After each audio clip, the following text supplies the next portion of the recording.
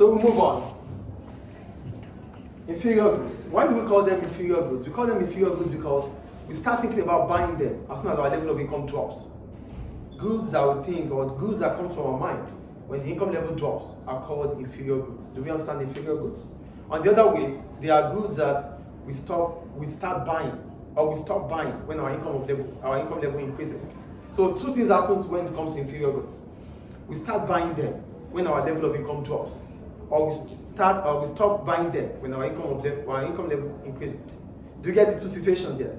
Yeah. We start buying these goods when our income level drops. We stop buying them if our income level increases. Do we understand the different situation there? Thank you. Then the interpretation of YED. It is inelastic if it is between -1 to +1. It is elastic if it is greater than 1 and less than -1. I think the point is clear. We talked about that before now. Is it clear, please? Yes. Good. So we go to the factors influencing our YED. We have necessities, we have luxuries, and we have the price of the product in relative to our income. So we're going to start with the first one. Necessities. What are necessities? These are goods that our living depends on. They are basic needs. So irrespective of our income, we tend to buy them. Our income drops or increases. These goods, we have to buy them because our living depends on them. Do you understand necessities here? Food, clothing, shelter, these are necessary. So whatever happens to our income, we can't stop buying them. Do we understand? So the YED for those goods are always income inelastic and positive. Do we get the point I'm making here? Do you understand necessities or not? For necessities, these are things that we need, our basic needs. Food, clothing, shelter, water. Whatever happens to our income, these things we have to buy them. So they are always income inelastic. Is it clear? Is it clear, please? Yes. Then we have the luxuries. For luxuries, these are goods that we buy because we can afford them. But our income increases. No, don't use when income increases, because when you use when income increases, you're going to get it twisted.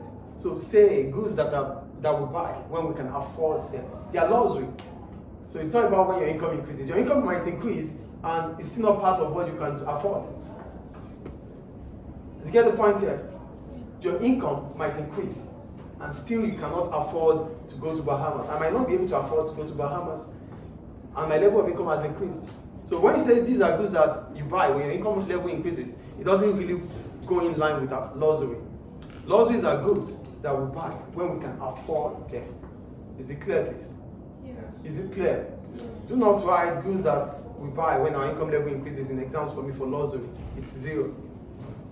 I think I've cleared the point there, right? Is it clear, guys? Yes. And the last point here, the price of a product in relative to our level of income. So this is determined by the proportion of what we spend on our income. As a teacher, I could afford a pencil. I don't have to think about my pay before I can buy a pencil. Yes or no? Do you get the point I'm making here? Yes. I can afford it, irrespective of what the price is. So those goods, the proportion of your income, based on the proportion of what you spend on your income for a product, might determine if the demand is income elastic or inelastic. So whatever the price of pencil will be, it will never get to $5. To get the point here. So in as much as it's taking less or lower proportion of our income, the demand is always income inelastic. Do we understand? Any question about the factors and the interpretation? -1 to +1, inelastic. Greater than 1, less than -1, inelastic. Then normal goods are goods that we buy as soon as our level of income increases. Inferior goods are those goods we buy when our income level falls, or those goods we stop buying if our level of income increases. And income elasticity of demand, the degree of responsiveness between the quantity demanded of a product as a result of a change in price. The formula is percentage change in quantity demanded over percentage change in income. Any question? Any question, please? How do you know that normal good is elastic or inelastic? Normal. Yeah, It could be elastic, it could be inelastic, but it's going to give you positive. That's the point. And the word behind. Inelastic, normal. Normal, yeah? Weird. So how do they? Because it's positive. It's going to give you a positive figure. Positive, positive. Do you understand now? Your YED will be positive. So if it is negative, it is inferior. Is it clear, please? Yeah. You can stop the video. Thank you.